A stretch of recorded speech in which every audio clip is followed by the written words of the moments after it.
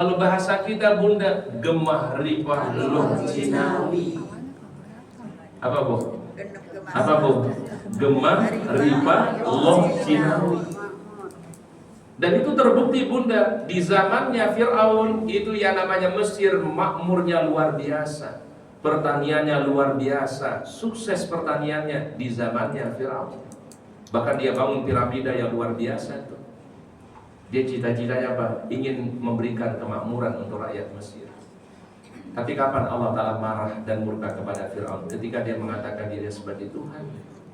Ana rabbukumul a'la. Baru Allah Ta'ala murka bu. Karena inilah tidak ada perbuatan yang paling dibenci kecuali perbuatan kesyirikan dalam ibadah kepada Allah. Paham bu? Sebelumnya Fir'aun dikasih nikmat. Dan ingat ibunda, bu, yang membesarkan Nabi Musa siapa? Kita nggak boleh merapikan kebaikannya Fir'aun. Nabi Musa itu ibunda, masa kecilnya itu adalah remajanya di istana, dikasih makan sama Fir'aun, dikasih pakaian sama Fir'aun. Itulah sebabnya kenapa ketika Nabi Musa diangkat jadi Nabi dan Rasul, ketika disuruh mengajak supaya Fir'aun beriman kepada, kan Nabi Musa takut bu.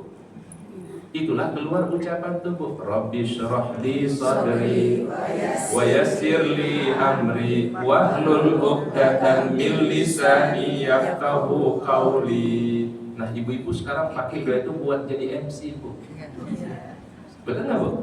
Ibu-ibu disuruh di RW, di lingkungan, bu, mohon jadi MC ya. Siap, nanti jadi MC, membuka acara. Biasa MC membukanya dengan kalimat itu. Bismillahirrahmanirrahim. Assalamualaikum warahmatullahi wabarakatuh. Gitu kan ya? Alhamdulillahirabbil alamin. Kemudian wassalatu wassalamu ala Rasulillah amma ba'du. Rabbi shrah li sadri wa yassir li amri wahlul 'uqdatam min lisani yafqahu qawli. Biar kenapa bu? Biar lancar grogi kalau ngomong di depan orang. Jadi Nabi Musa dulu memakai kalimat itu sebagai apa bunda? Karena beliau segan pun kepada Fir'aun. Karena kenapa? Fir'aun telah berjasa kepada beliau, Fir'aun telah berbuat baik kepada beliau. Gimana kalau saya ngajak dia beriman kepada Tuhanku? Ini membuat Nabi Musa agak khawatir pun. Maka dia berdoa, Rabbi syrah li sadri, lapangkan hatiku ya Allah. Wa yassir li amri, mudahkan urusanku. Wahlul 'uqdatam min lisani yafqahu qawli.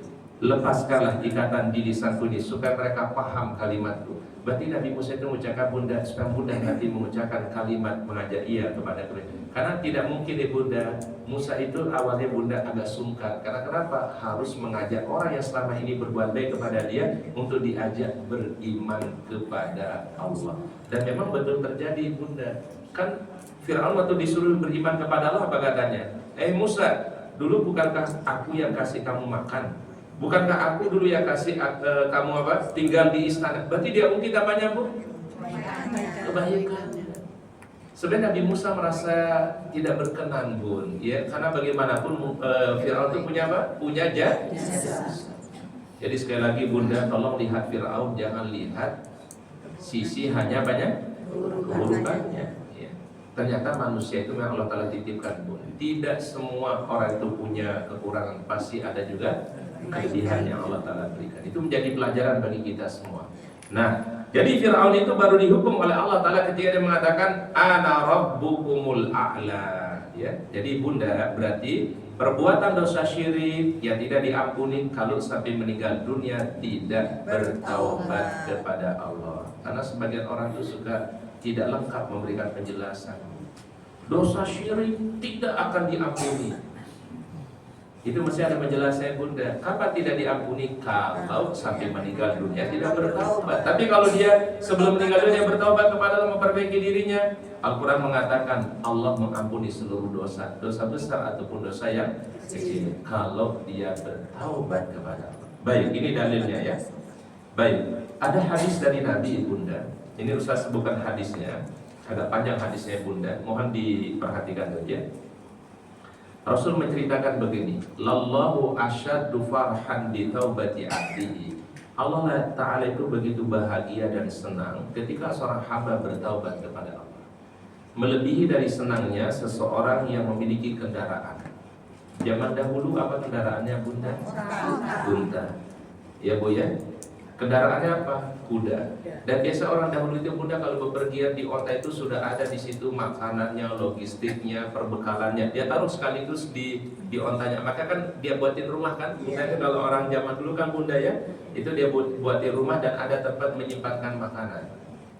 Tiba-tiba ontanya hilang di Bunda. Ya. Dia hilang kendaraannya. Di situ ada makanannya, di situ ada minumannya. Dia cari ke sana kemari, tidak ketemu juga. Akhirnya orang ini Bunda kata Rasul, dia duduk di sebuah pohon di Bunda, dalam keadaan sudah berkecil hati Bunda, sudah tidak ada lagi harapan di Bunda. Dia cuma satu harapannya, mudah-mudahan kembali nanti kendaraannya. Lagi istirahat di Bunda, tiba-tiba kendaraan yang ada di hadapannya. Ya Bu ya, sudah dalam keadaan sudah pesimis, sudah berkecil hati, sudah tidak ada harapan. Tiba-tiba kendaraannya ada di hadapannya Bu. Senang gak kira-kira Bu? Senangnya luar biasa. Senangnya Allah Ta'ala dengan bertaubatnya seorang hamba, kata Rasul, melebihi senangnya orang yang tadi hilang kendaraannya, tiba-tiba dia mendapatkan kembali barang hilangnya. Atau contoh sederhana begini, Ibunda punya kalung berharga, punya gelang berharga, tiba-tiba hilang. Ya, mungkin jatuh atau mungkin jatuh atau mungkin kita lupa. Tiba-tiba ada orang yang datang nanti membawakan ini barang hilang. Kira-kira Ibunda akan berterima kasih nggak kepada orang itu? Sangat berterima kasih. Karena kenapa? Ya hilang tadi bisa ketemu kembali. Baik, saking senangnya Ibunda ini orang, kata Nabi, sampai salah ucap. Apa ucapannya Bun? Allahumma anta abdi wa ana rabbuka. Allahumma anta abdi. Ya Allah, engkau sebagai hambaku. Jadi abdi itu dalam bahasa Arab artinya hamba. Kalau Sunda artinya abdi. Abdi itu artinya kalau di Sunda saya. Tapi kalau dalam bahasa abdi, hambamu ini ya Allah. Allahumma anta abdi, engkau hambaku ya Allah, wa ana rabbuka, dan aku sebagai Tuhanmu. Saking apanya Bu? Saking senangnya sampai salah tertukar ucapannya. Mesti ucapannya benar Pak Bu? Ya Allah, engkau sebagai Tuhanku, aku sebagai hambamu. Itu kan yang benar Bu. Tapi karena saking senangnya, kata Rasul dalam hadis sahih, dia mengatakan engkau hambaku, aku sebagai Tuhanmu. Coba ibu-ibu kalau orang normal mengucapkan ini berarti nggak boleh sebenarnya Bu. Tapi ini kan kata Rasul karena saking bahagianya, saking senangnya, sampai kalimatnya tertukar. Bahagianya Allah melebihi dari itu semua Bun. Kalau seorang hamba beristighfar, bertaubat kepada Allah Subhanahu wa ta'ala.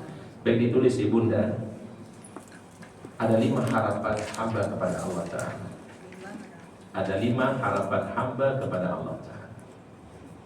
Pertama, ada 5 harapan hamba kepada Allah.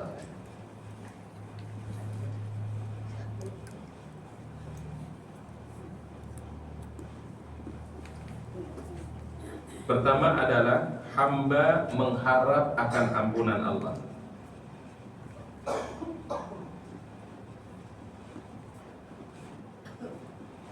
Hamba mengharapkan apa? Ampunan Allah. Itu harapan pertama Bu ya. Dosa kita yang besar, yang kecil, ya Allah mudah-mudahan Engkau ampuni. Makanya termasuk puasa Asyura itu Bunda nanti menghapus dosa-dosa kita. Ibunda membaca habis salat subhanallah 33, alhamdulillah 33, Allahu akbar 33, digenapkan la ilaha illallah dan la syarikalah. Itu adalah mengampuni dosa-dosa kita yang lalu. Ibunda berwudu lalu salat sunnah wudu 2 rakaat akan mengampuni dosa-dosa kita. Ibunda dari rumah menuju majelis ilmu, setiap langkah perjalanan tadi Ibunda diampuni dosanya oleh Allah Ta'ala. Jadi Ibunda yang kita harapkan pertama adalah ampunan dari Allah, baik dosa yang besar ataupun dari dosa yang kecil. Yang kedua, harapan seorang hamba kepada Allah adalah kasih sayang dan rahmat-Nya. Walaupun kita banyak salah, tapi Allah Ta'ala masih memberikan nikmat kepada kita. Walaupun banyak dosa kita, Allah Ta'ala masih natap kita sebagai hamba-hambanya. Kita mengharapkan apa Bu? Kasih sayang dan ampunan Allah. Ya Bu ya. Bu, ampunan yang kedua Bu yang diharapkan setiap hamba itu ampunan dan rahmat, rahmat dan kasih sayang Allah Subhanahu wa ta'ala. Ya Bu ya. Bu, Allah Ta'ala itu lebih luas rahmatnya dibandingkan kemurkaannya. Sehingga jangan pernah berkecil hati, jangan pernah berputus asa. Allah Ta'ala mengampuni segala dosa dan kesalahan. Baik, kemudian yang ketiga, Harapan setiap orang beriman apa? Amal-amalnya agar diterima oleh Allah. Amal-amalnya agar diterima oleh Allah. Itu yang Ibunda baca di waktu pagi. Allahumma inni as'aluka ilman nafi'an wa rizqan thayyiban wa amalan mutaqabbalan. Ya Allah, aku mohon ilmu yang bermanfaat, rezeki yang baik, dan amal yang kau terima. Kita berharap amal-amal kita diterima oleh Allah. Makanya ketika orang habis ibadah juga kata Rasul, ucapan Rabbana taqabbal minna innaka antas samiul alim. Habis Ramadan ucapkan taqabbalallahu minna wa minkum taqabbal ya karim minal aidin wal faizin. Artinya apa yang minal aidin wal faizin? Mohon maaf. Gak usah tanya. Bu usah tanya apa arti minal aidin wal faizin? Kan ibu ahli bahasa Arab. Bu apa artinya minal aidin wal faizin? Apa artinya Bu? Coba. Mohon maaf. Kayaknya abung Bu. Bu apa kira-kira artinya minal aidin wal faizin? Bu kira-kira artinya minal aidin selamat kembali kepada fitrah ampunan Allah dan selamat mendapatkan keberuntungan, bukan artinya mohon maaf lahir dan batin.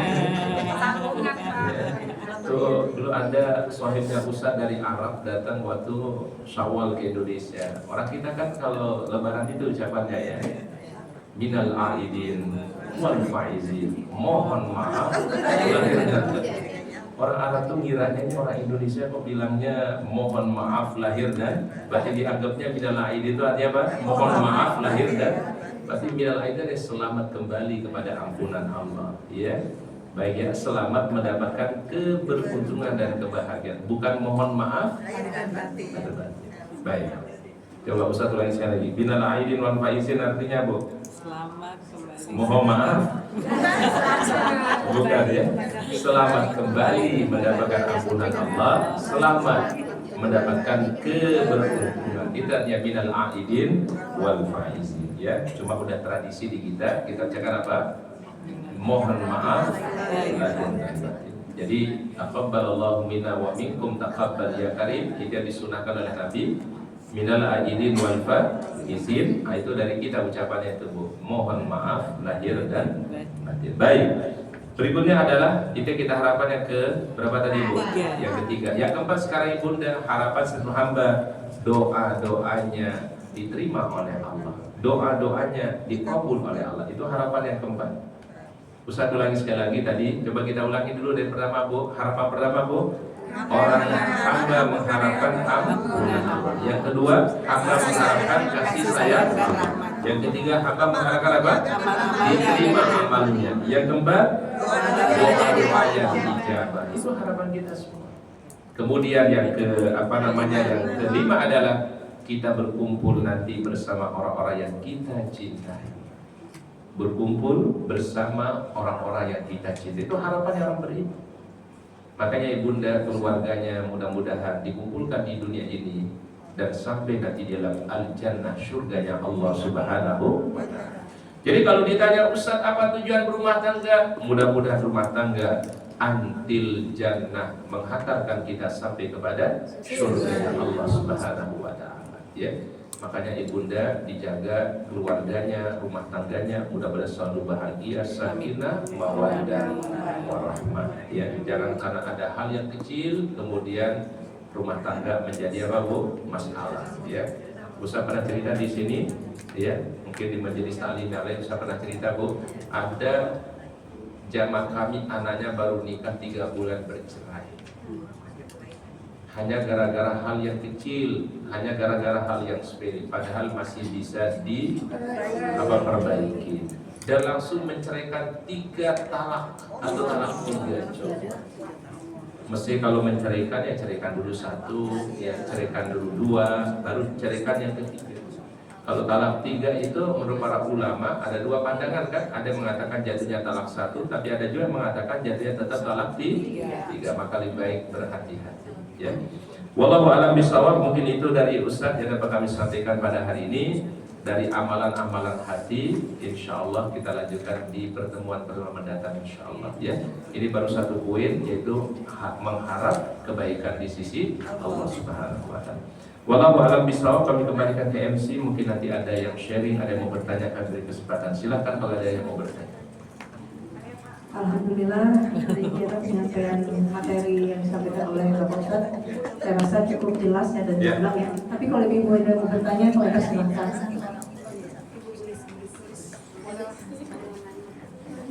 Silakan Bu. Waalaikumsalam Bunda. Masya Allah. Dengan siapa? Ibu siapa Bu? Bulis dari Komplek Pekayon Indah. Pulau Siring, baik. Ustaz tanya Pekayon Indah ada deh. Kalau dari Purwani tanya Pekayon Indah aja. Baik, silakan Bu. Bu silakan Bu. Kalau ada yang meninggal ya Pak ya. Iya. Kita perempuan katanya nggak boleh ikut ke makam, katanya haram. Apa Yuk, betul apa tidak itu Pak? Terkaget dibilang haram. Kalau kita ziarah, kita mau ziarah ke wali-wali itu katanya nggak boleh perempuan, yang boleh bapak-bapak. Bagaimana sih sebenarnya gitu? Apakah itu betul? Atau bagaimana? Terima kasih Pak Ustadz. Bun, tolong diperhatikan dalilnya dulu Bun. Jadi supaya nanti memahami hukum itu tidak serampangan. Apa serampangan itu Bun? Tidak sembarangan. Dalam masalah ziarah kubur bagi wanita atau mengantarkan jenazah bagi wanita, ada 3 pandangan para ulama, ada 3 pendapat para ulama. Pertama, hukumnya boleh atau sunnah. Paham Bu? Hukumnya pertama boleh atau sunnah. Kenapa? Dalilnya ada. Barang siapa yang salat jenazah, pahalanya 1 qirat. Barang siapa salat jenazah dan mengantarkan jenazah ke pemakaman, itu dapat 2 qirat. Berarti berlaku bagi laki dan perempuan. Karena dalilnya umum. Paham Bu? Inilah dalil ulama yang mengatakan hukumnya boleh atau sunnah. Paham Bu? Dalil yang kedua, ada ulama mengatakan hukumnya makruh. Makruh kenapa? Ada hadis dari Nabi. Nabi melarang kami untuk mengantarkan jenazah ke pemakaman, tetapi larangannya tidak keras kepada kami. Kalau diperhatikan kalimat hadisnya, Rasul melarang kami untuk mengantarkan jenazah ke pemakaman, tetapi larangannya tidak keras kepada kami. Kalimat larangan tidak keras ini menurut para ulama hukumnya makruh, berarti lebih bagus tidak, karena kenapa? Wanita suka merentak, menangis dan seterusnya. Jadi jangan langsung nggak boleh ya. Lihat dulu ininya, lihat dulu dalilnya Bun. Pendapat yang ketiga mengatakan tidak boleh atau dilarang bila dikhawatirkan di kuburan itu wanita meratap, mencela dan seterusnya, maka dilarang wanita untuk datang ke pemakaman untuk mengantarkan jenazah. Adapun ziarah kubur itu Bunda adalah sunnah ziarah kubur Bu. Mau tahu dalilnya Bunda? Banyak sekali dalil tentang ziarah kubur. Pertama, dulu kami melarang kalian ziarah kubur, tapi sekarang kata Rasul silakan ziarah kubur kalian. Dan Rasul tidak menyebutkan buat laki dan perempuan, enggak, untuk kalian semua. Kalau kalian semua berarti apa? Laki dan perempuan. Baik, dalil yang kedua. Pernah dengar gak cerita ada ibu-ibu yang anaknya meninggal dunia dan dia menangis di kuburan, sedih ketika kehilangan anaknya? Pernah dengar gak riwayat itu Bu? Kan kemudian disuruh sabar sama Nabi, isbiri ya ummah, bersabar wahai ibu. Kata ibu ini ngomel begini, kalau kamu tahu rasanya yang saya rasakan, gak mungkin kamu ngomong gitu. Kurang lebih begitu ya Bu. Padahal yang negur siapa? Nabi. Ya ditegur di sini bukan masalah ziarah kuburnya, ya ditegur karena dia meratap kepada anak yang sudah meninggal dunia. Mohon diperhatikan dalilnya, ya. Kalau itu dilarang ziarah kubur, maka tidak mungkin wanita itu dibiarkan ziarah kubur. Nabi saya pasti dikatakan, ibu besok jangan ziarah kubur. Gak ada Bu. Yang dilarang jangan meratap. Paham? Baik, dalil yang ketiga, Aisyah menceritakan bahwasannya kebiasaannya Nabi SAW di masa itulah beliau ziarah kubur. Bahkan beberapa hari sebelum wafat itu beliau sering datang ke kuburan Bu. Berarti sebenarnya ziarah kubur itu hukumnya adalah sunnah. Tapi yang paling terpenting adab-adab di kuburan itu yang perlu dijaga. Apa adab di kuburan? Kalau kita datang ke kuburan, pertama adalah kita mendoakan untuk si mayit, bukan meminta doa dari yang sudah meninggal dunia. Yang kedua adalah kita datang ke kuburan untuk mengingatkan tentang kehidupan akhirat. Jadi selama itu tujuannya, hukumnya boleh. Paham Bun? Nah, jadi cara memahami hukum itu Bunda jangan Plak apa kita apa bu? Plak.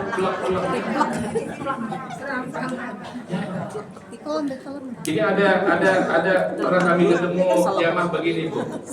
Ustaz, sebaik-baiknya sholat perempuan itu mesti di rumah, nggak boleh di masjid.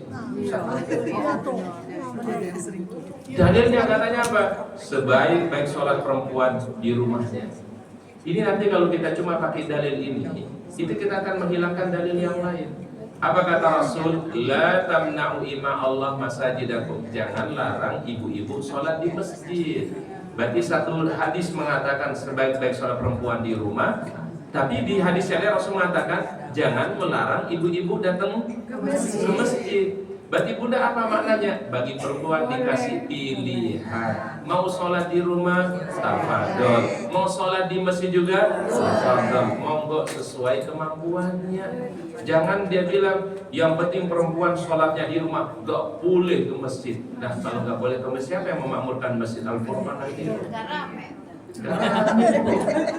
Bahkan ulama-ulama di Saudi ibu menganjurkan di bulan Ramadan ibu-ibu sholat tarawihnya di masjid dalam rangka apa? Mensyiarkan bulan Ramadan. Betul nggak bu? Makanya Ustaz tadi udah bilang dari awal bu, yang membuat masjid itu ramai karena ibu-ibu bu.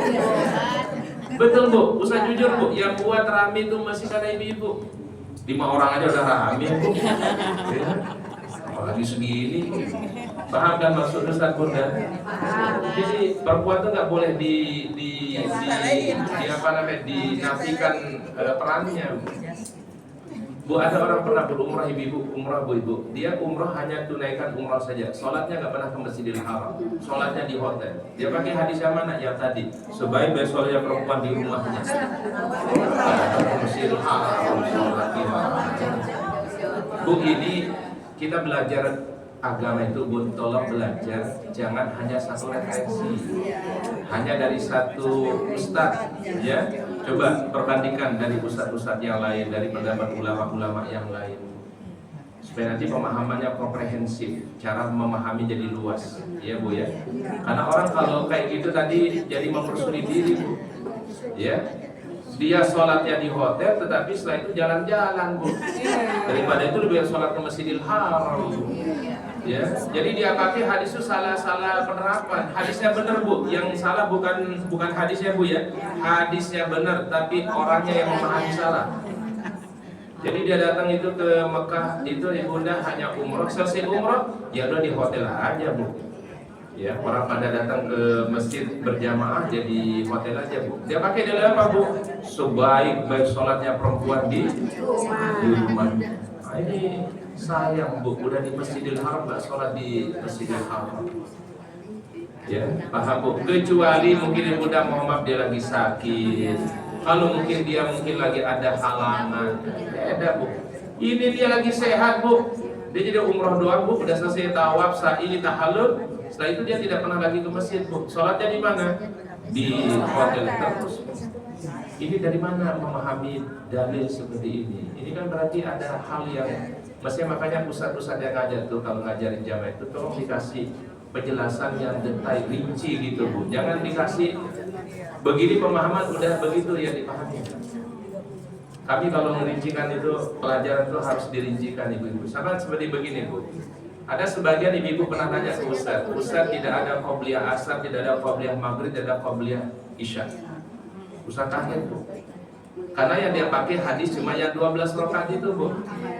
Siapa yang salat sunnah 12 rakaat dibangun bagian sebuah rumah di surga. Betul nggak bu? Hadisnya sahih bu. 2 sebelum subuh, 4 sebelum zuhur, 2 setelah zuhur, 2 setelah maghrib, 2 setelah isya. Dia langsung kesimpulkan karena tidak ada di situ disebut qobliyah asar, tidak ada di situ qobliyah maghrib, tidak ada qobliyah isya. Oh berarti tidak ada qobliyah asar, tidak ada qobliyah maghrib, tidak ada qobliyah isya. Itu namanya pemahaman tekstual namanya. Padahal ibunda ada sunnah untuk lakukan qobliyah asar. Allah Ta'ala merahmati setiap orang yang melaksanakan qobliyah asar 4 rakaat. Berarti qobliyah asar boleh 2, boleh 4. Qobliyah maghrib ada dalilnya Ustaz? Ada. Salatlah sebelum maghrib, salatlah sebelum maghrib, salat sebelum maghrib. Bagi yang mau kata Nabi saya, berarti disunahkan untuk lakukan qobliyah maghrib. Sholat isya ada nggak qobliyahnya? Ada. Setiap antara adzan dan iqamah dalam hadis sahih akan sholat sunat 2 rakaat. Berarti setiap sholat fardu ada qobliyahnya. Tetapi tidak semua sholat fardu ada ba'diyahnya. Mestinya cara merincikannya, sholat sunnah itu ada 2, ada yang muakkadah, ada yang ghairu muakkadah. Jadi jamaah jadi nggak bingung dalam menyimpulkan sendiri. Mestinya itu ustadz itu harus begitu merinciin, sehingga jamaah tidak salah persepsi. Ustadz nggak salahkan jamaah ya bunda ya, itu mungkin ustadznya yang tidak menyampaikan secara detail dan rinci. Mestinya harus dirincikan. Adalah hukum-hukum fikih itu bunda dirincikan ya bunda. Paham bu? Sama misalnya bunda, Ustaz kalau kita habis baca Quran, kita boleh nggak mencium Al-Quran atau ucapkan Shadaqallahul Azim? Nah, itu disebutkan aja perbedaan para ulama. Ada yang mengatakan tidak usah ucapkan Shadaqallahul Azim, tapi ada yang mengatakan dibolehkan karena ada dalilnya. Qul Shadaqallah, ucapkan kalimat Shadaqallah. Jadi dibiasakan ibu pendapat para ulama disampaikan. Oh ulama ini mengatakan begini, ini dalilnya juga gitu bu. Jadi jamaah tidak sempit berpikirnya. Paham bu? Paham bu? Susah sih lihat wajahnya pada paham ini bu. Baik, begitu bunda ya. Baik, silahkan bun. Ada lagi yang lain bun? Assalamualaikum. Yang mana nih bu?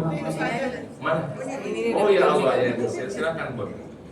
Assalamualaikum warahmatullahi wabarakatuh. Waalaikumsalam warahmatullahi wabarakatuh. Ini pertanyaan dari kita nih bu, bapak dari ibu ini, tolong nih sampaikan pertanyaan ini. Kita dapatlah mengenai sholat sunnah tadi pak. Sholat sunnah itu boleh digabung beberapa sholat sunnah. Apa dari satu niat atau disebutkan masing-masing sholat itu, karena kemarin belum begitu jelas dari Pak Ajib ya. Iya. Jadi itu Pak, mengenai sholat itu berapa sholat yang harus kita gabung itu sholat sunnah ya Pak ya. Baik. Itu katanya. Nah itu yang kami tanyakan Pak, supaya kami mengerti juga, karena sebelum mengaji dengan Pak Adit itu kami belum, saya pribadi saya belum pernah menggabung sholat sunnah itu Pak, niat sholat sunnah itu. Baik. Terima kasih Pak. Assalamualaikum Baik. warahmatullahi wabarakatuh. Waalaikumsalam warahmatullahi wabarakatuh. Tolong dipahami dengan bijak ya di dalam masalah menggabungkan niat. Ada kaidah fikihnya nanti bunda. Ustaz Haji pasti tahu di kaidah fikihnya. Dan beliau satu perguruan pun ya, satu alma mater dengan kami ya. Kaidah fikihnya ibunda, ta'addudun niyat bi amalin wahid. Boleh menggabungkan beberapa niat ibadah dalam satu waktu. Ya, boleh nggak menggabungkan? Boleh. Ibunda lagi ini dah bukan pada sholat saja ibunda ya, dalam semua amal kebaikan. Ibunda sekarang lagi taklim nih bu. Ini kita terapkan kaidah tadi bu ya. Bun, kita lagi taklim. Ibunda taklimnya di mana bu? Di masjid. Berarti pertama niatnya ya Allah, saya datang ke Masjid Kurban untuk taklim. Berarti dapat pahala thalabul ilmi. Kedua, ibunda taklimnya ada di mana? Di masjid. Berarti i'tikaf. Ibunda dapat pahala niatkan i'tikaf. Ibunda di sini ibunda berkumpul bukan 1-2 orang, tetapi banyak orang berkumpul. Kita temu sama teman-teman, ada silaturahim dengan yang lain. Berarti ibunda niatkan bersilaturahim. Ibunda dalam satu waktu menggabungkan niat ini boleh. Ya, mendapatkan 3 kebaikan. Apa dalilnya? Innamal a'malu binniyat. Kan ibu hafal semua hadisnya. Hafal dalam kepala apa di luar kepala bu? Di luar kepala. Baik. Ustaz boleh nggak menggabungkan niat puasa? Boleh. Besok kita mau puasa Asyura tanggal 10 Muharram dan bersamaan dengan hari Kamis. Berarti bunda niatkan 2. Niatkan puasa Asyura tanggal 10, diniatkan juga adalah puasa hari Kamis. Ibunda dapat 2 pahala. Puasa Asyura dapat pahala, puasa Kamis dapat pahala. Ta'addudun niyat bi amalin wahid namanya. Boleh menggabungkan. Ustaz, kalau sholat sunnah boleh digabungkan? Boleh. Ibunda qabliyah zuhur, ibunda tahiyatul masjid, ibunda salat sunnah wudu, boleh digabungkan dalam satu waktu. Tapi ada syarat dan ketentuannya kalau salat. Kapan syarat dan ketentuan dilakukan? Kalau waktu iqamat sudah dekat. Misalnya ibunda lagi salat di Masjid Al-Furqan, iqamat tinggal 3 menit. 3 menit itu tidak mungkin ibunda qabliyah. Tidak mungkin ibunda akan salat tahiyatul masjid. Tidak mungkin ibunda akan salat sunnah wudu. Para ulama mengatakan boleh menggabungkan 3 sholat ini dalam satu waktu. Jadi dia qabliyah subuh atau qabliyah zuhur sekaligus niatnya apa? niatnya tahiyatul masjid, niatnya sholat sunnah wudhu, boleh. Itu mungkin yang disebutkan oleh Ustaz Ajit. Nama kaidah fikihnya ta'addudun niyat bi amalin wahid. Kapan waktunya? Kalau waktunya sudah sempit. Kalau di rumah Pak Ustaz. Kalau di rumah mah lakukan kalau masih waktunya senggang masing-masing. Maksudnya yang kalau kita tahajud nih. Iya. Tahajud, terus taubat, hajar, gitu. Tergantung posisinya Bunda. Itu waktunya Ibunda masih leluasa atau masih waktu mepet. Kalau mepet boleh digabungkan. Ibunda tahajud, niatkan taubat, niatkan istikharah, niatkan hajat. Tapi kalau waktunya masih leluasa, kata para ulama, sebaiknya masing-masing. Salat taubat masing-masing, istikharah masing-masing, salat hajat masing-masing, baru tahajud, baru turun sama witir. Paham, Bu? Qobliyah sama itu nggak boleh digabung, Pak. Apa kita qobliyah subuh sama wudhu gitu nggak boleh digabung? Siapa yang bilang nggak boleh? Ada yang bilang. Nggak boleh digabung, Bun. Itu kalau waktunya sudah mepet. Jadi makanya lah pentingnya penjelasan seorang ustaz, Bun. Jadi kalau jamaah itu dikasih tidak boleh menggabungkan, harus rinci kapan tidak bolehnya dan kapan bolehnya. Yang tidak boleh itu bila waktunya masih leluasa. Tapi kalau waktunya udah mepet, boleh digabungkan. Nah itu mesti rinci. Seorang ustaz itu harus mesti rinci menjelaskan kepada jamaah, biar pulangnya nanti gak bingung gitu, Bu. Jadi kita lihat waktu ya Pak Ustaz. Lihat waktunya. Kalau panjang waktunya lakukan masing-masing. Tapi kalau udah mepet waktunya, ibu udah gabung. Itulah yang dipakai oleh kaidah ta'addudun niyat fi amalin wahid. Baik, ibunda mungkin kalau Bu Ustazahnya bukan hanya kalau beliau ya, beliau akan ngasih ilmu kepada kita. Bu, Ibu guru Ustazah kita ini di mana Ustaz isi tali beliau selalu hadir di Istiqomah, di Majelis Salim ya, Masya Allah. Silakan Bu Ustazah. Assalamualaikum warahmatullahi wabarakatuh. Waalaikumsalam. Ustaz, bila mau tanya, bila kan akhir Jangan tanya Bu sholatnya Ustazah. kan Jangan tanya Pak Ustaz. Ya.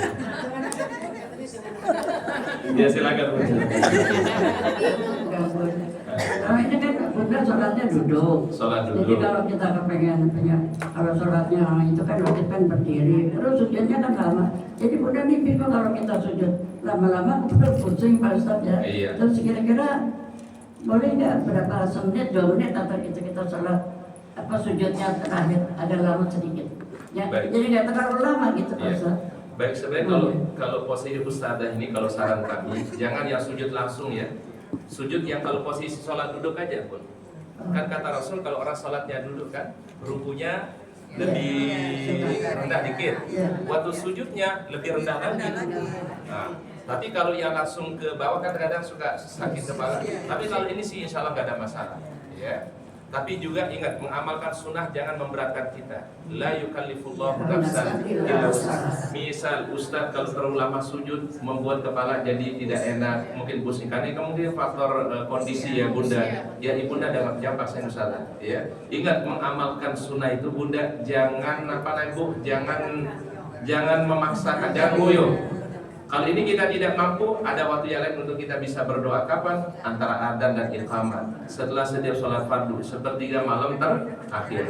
Kalau tapi yang bisa waktu sujud, ya monggo. Tetapi jangan dipaksakan kalau memang tidak mampu. Ya bisa sih Ustaz, tapi nggak lama begitu. Ya nggak apa-apa Ustaz. Kan la yukallifullahu nafsan illa wus'aha. Ya, Ustaz nggak usah merasa aduh saya kehilangan kebaikan. Allah Ta'ala yang lebih tahu tentang kita. Wallahu ya'lamu wa antum la ta'lamun.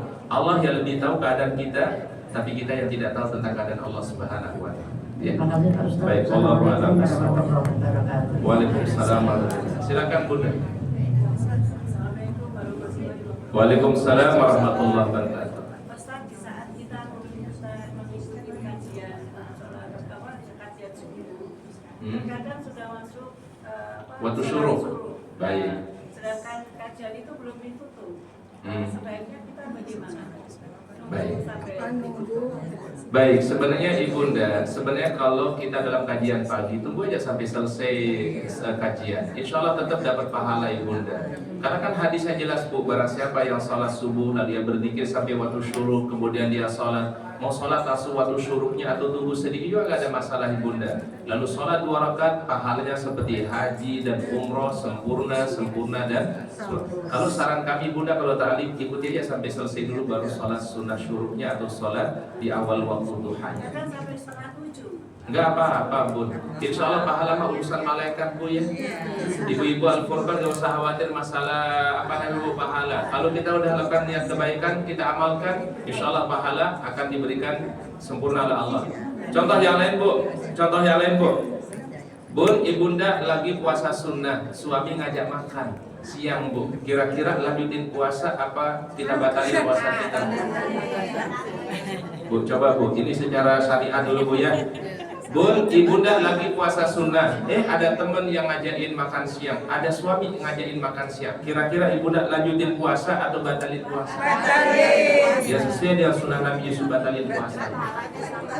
Bukan kita udah puasa, Ustaz sayang puasanya. Bu, urusan pahala malaikat urusannya, Allah urusannya. Kita gak usah khawatir masalah pahala bu.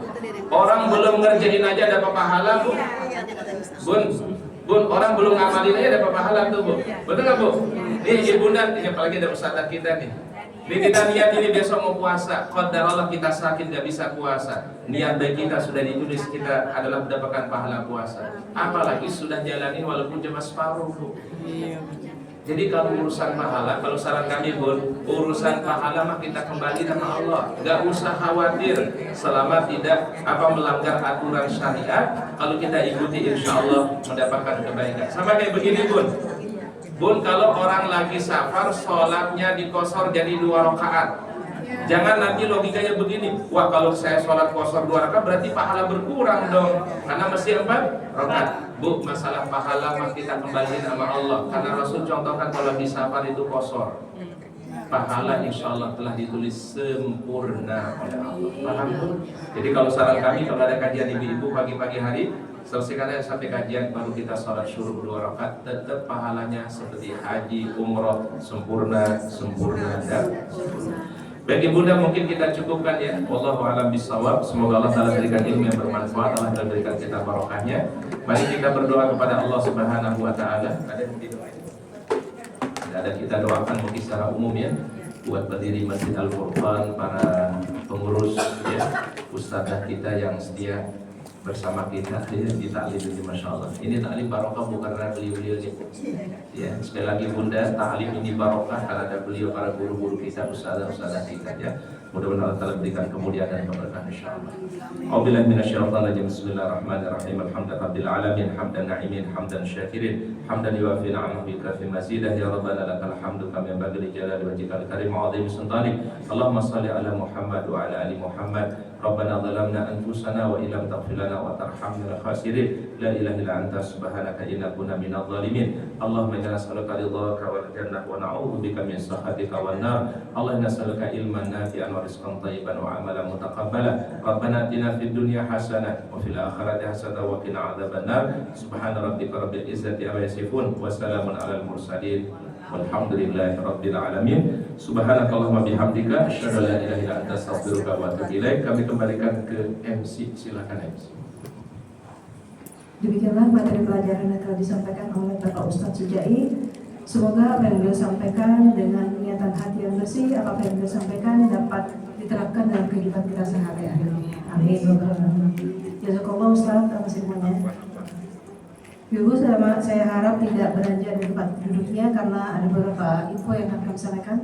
Yang pertama mengenai promo kita pada hari ini, kas terkumpul sebesar Rp356.000 dan dansos atau dana sosial terkumpul sebesar Rp339.000. Alhamdulillahirrahmanirrahim. Semoga apa yang Ibu berikan kepada kas mendapatkan cucuran pahala dari Allah SWT dan digantikan dengan yang lebih banyak lagi. Amin. Amin. Kemudian yang kedua, mengenai ta'lim kita akan diadakan kembali pada tanggal 1 Juni 2026 bersama Ustazah Hajah Siti Maryam. Semoga kita diberikan kesehatan ya Bu ya, sehingga bisa hadir di majelis ta'lim yang kita cintai ini. Amin. Amin. Kemudian yang ketiga, kami harap kepada ibu-ibu agar tidak ada sampah-sampah bekas minuman atau apapun itu tolong dibuang ke tempatnya Bu ya. Mari kita menjaga kebersihan masjid kita sehingga kita merasa nyaman di saat kita menjalankan atau ibadah di setiap hari Ramadan. Demikianlah pengajian hari ini. Sebelum kita